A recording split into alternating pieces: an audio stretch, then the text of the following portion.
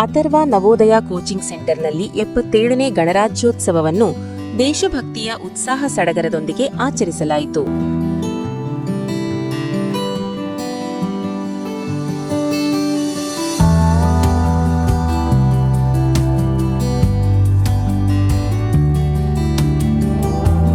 ಶಾಲಾ ಆವರಣದಲ್ಲಿ ನಡೆದ ಧ್ವಜಾರೋಹಣವನ್ನು ಪ್ರಗತಿಪರ ರೈತ ಸೋಮಪ್ಪ ರಾಠೋಡ್ ಅವರು ನೆರವೇರಿಸಿ ರಾಷ್ಟ್ರಧ್ವಜಕ್ಕೆ ಗೌರವ ಸಲ್ಲಿಸಿದರು.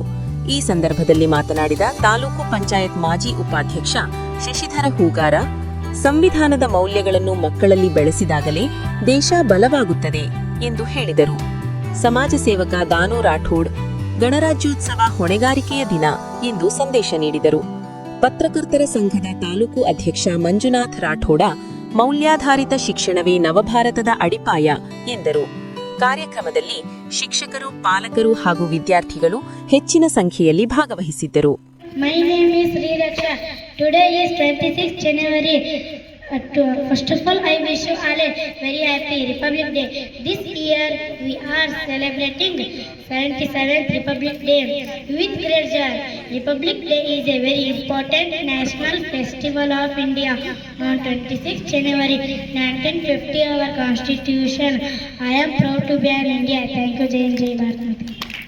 ಹೋರಾಟ ಮಾಡಲು ಹಿಂಜರಿಯಬೇಡ, ಏಕೆಂದರೆ ಸಾವಿರಾರು ಜನರ ವಿರುದ್ಧ ಹೋರಾಡಿ ಗೆದ್ದರು ಅಥವಾ ಸೋತರು ಇತಿಹಾಸ ಸೇರುವುದು ಒಬ್ಬನ ಹೆಸರು ಎಂಬ ಡಾಕ್ಟರ್ ಅಂಬೇಡ್ಕರ್ ಅವರ ಸ್ಫೂರ್ತಿದಾಯಕ ಸಾಲುಗಳನ್ನು ಸ್ಮರಿಸುತ್ತಾ, ಮಾನ್ಯ ಅಧ್ಯಕ್ಷರೇ, ನನ್ನ ಗುರುಗಳೇ, ಊರಿನ ಹಿರಿಯರೇ, ನನ್ನ ಪ್ರೀತಿಯ ಸಹಪಾಠಿಗಳೇ, ಎಲ್ಲರಿಗೂ ಗಣರಾಜ್ಯೋತ್ಸವದ ಶುಭಾಶಯಗಳು. ನಾನು ಈಗ ಗಣರಾಜ್ಯೋತ್ಸವದ ಕುರಿತು ಮಾತನಾಡಲು ಬಯಸುತ್ತೇನೆ. ಭಾರತದಲ್ಲಿ ಸಂವಿಧಾನ ಅಂಗೀಕಾರವಾಗಿದ್ದು 1949 ನವೆಂಬರ್ 26ರಂದೇ ಅದರ ಅನುಷ್ಠಾನಕ್ಕೆ ತಂದಿದ್ದು 1950 ಜನವರಿ 26ರಂದು ಈ ದಿನವನ್ನು ಗಣರಾಜ್ಯ ದಿನಕ್ಕೆ ಆಚರಣೆ ಮಾಡಲಾಗುತ್ತದೆ. ಭಾರತದ ಸಂವಿಧಾನ ಜನರನ್ನು ಸಶಕ್ತಗೊಳಿಸಿ ಸರ್ವರಿಗೆ ಸಮಾನತೆ ಒದಗಿಸಿದೆ, ಮೂಲಭೂತ ಹಕ್ಕುಗಳನ್ನು ನೀಡಿದೆ, ಕರ್ತವ್ಯಗಳನ್ನು ನೀಡಿದೆ. ಭಾರತಕ್ಕೆ ಸಂವಿಧಾನ ಬಹುದೊಡ್ಡ ಬಲ. ನಮ್ಮ ಸಂವಿಧಾನ ನಮ್ಮೆಲ್ಲರನ್ನು ರಕ್ಷಿಸುವ ಬಹುದೊಡ್ಡ ಕಾನೂನು.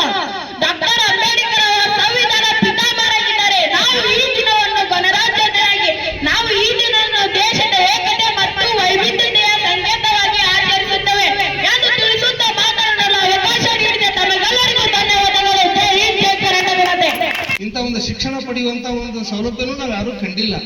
ಆದ್ರೆ ನೀವು ಸಣ್ಣ ಮಕ್ಕಳು ಇರೋದ್ರೊಳಗನ ವೇದಿಕೆನೂ ಹಂಚ್ಕೊಂತೀರಿ, ಮಾತೃಭಾಷೆ ಮತ್ತು ಆಂಗ್ಲ ಭಾಷೆಯಲ್ಲಿ ಕೂಡ ಮಾತನಾಡ್ತೀರಿ. ಅಂದ್ರೆ ಇದು ನಿಜವಾಗ್ಲೂ ನಮ್ಮ ದೇಶದಲ್ಲಿ, ನಮ್ಮ ಭಾರತದಲ್ಲಿ, ಅದರಲ್ಲಿ ಅಥರ್ವ ಕೋಚಿಂಗ್ ಸೆಂಟರ್ನಲ್ಲಿ ಉತ್ತಮವಾಗಿ ಬೆಳೀತಕ್ಕ ಮಕ್ಕಳು ಉತ್ತಮವಾಗಿ ಬೆಳೀತಾರೆ ಅನ್ನೋದಕ್ಕೆ ಒಂದು ಉತ್ತಮವಾದಂಥ ನಿದರ್ಶನ ಅಂತೇಳಿ ಈ ಸಂದರ್ಭದಲ್ಲಿ ಹೇಳಿ ನಾನು ಮಾತನಾಡಬಾರ್ದು ಅಂತ ಮಾಡಿದ್ದೆ.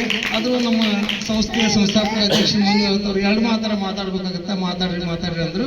ಹೀಗಾಗಿ ನಾನು ಕೇವಲ 2 ಮಾತಿನಲ್ಲಿ ನನ್ನ ಮಾತಿಗೆ ವಿರಾಮವನ್ನು ಹೇಳುತ್ತೇನೆ. 1947 ಆಗಸ್ಟ್ 15 ನಮಗೆಲ್ಲ ಸ್ವಾತಂತ್ರ್ಯ ಸಿಕ್ತು.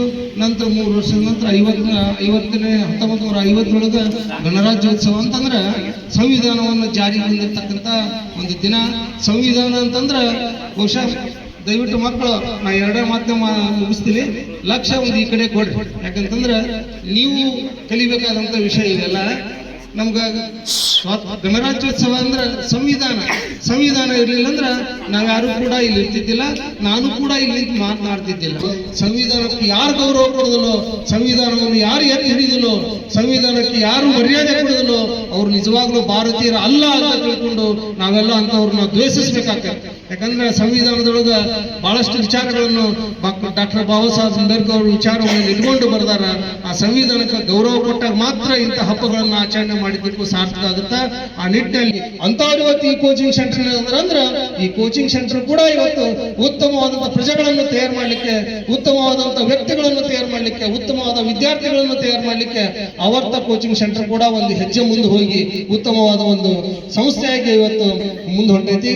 ಆ ನಿಟ್ಟಿನೊಳಗೆ ನಾನು ಮಂಜು ಅವರು ಕೂಡ ನಾನು ಹಲವಾರು ಕಡೆ ಕಾರ್ಯಕ್ರಮದಲ್ಲಿ ವಿಚಾರ ಮಾಡಿದಾಗ ನವೋದಯದಲ್ಲಿ ಕೂಡ ಸಿಲೆಕ್ಷನ್ ಆಗುವಂತ ಎಲಿಜಿಬಿಲಿಟಿಯನ್ನು ಪಡೆದಿರ್ತಕ್ಕಂಥ ಮಕ್ಕಳು ಕೂಡ ಇದರಲ್ಲಿ ಇದ್ದಾರೆ.